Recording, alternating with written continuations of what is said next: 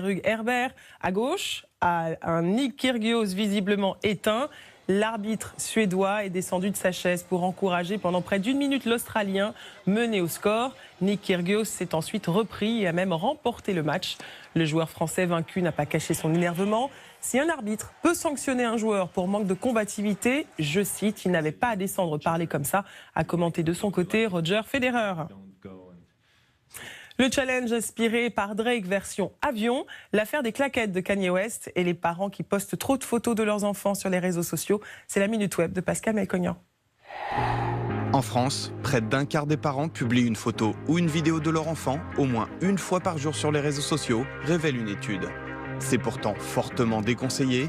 Le cliché d'un mineur a priori anodin peut par exemple mener à du cyberharcèlement. Si l'envie de poster est trop grande, quelques règles s'imposent.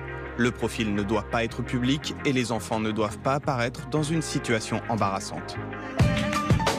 Claquette aux pieds à un mariage, Kanye West s'était attiré de nombreuses moqueries mi-août. D'autant que ses sandales de sa marque sont trop petites pour lui, ont remarqué plusieurs internautes. Explication du rappeur il y a quelques jours, il aime porter ses sandales à la japonaise. Pas suffisant pour faire taire les railleries, alors Kanye West, enfin connaisseur des réseaux sociaux, joue aujourd'hui la carte de la surenchère et de l'autodérision. 2 mois après le début du In My Feelings Challenge, le défi, inspiré par le chanteur Drake, continue son chemin. À l'origine, il s'agit de danser à côté de sa voiture en marche, mais il y a des variantes. Voici la version avec avion, réalisée par une pilote mexicaine et une hôtesse de l'air. Question sécurité, pas de panique. L'appareil était en fait remorqué.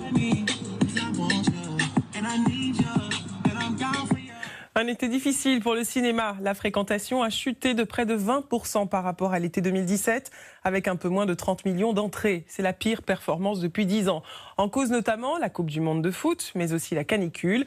Et puis du côté toutefois des succès de l'été, il y a Les Indestructibles 2 avec 5,3 millions d'entrées. Jurassic World Fallen Kingdom, 3,6 millions d'entrées. Et enfin, Mission Impossible Fallout, 2,6 millions. À noter l'absence de production française sur le podium. Les gens du Nord, le nom d'un album de reprise qui rend hommage aux ch'tis et dont une partie des fonds sera reversée à une association du Nord. Un projet parrainé par Danny Boone. L'acteur lui-même a donné de la voix pour la bonne cause.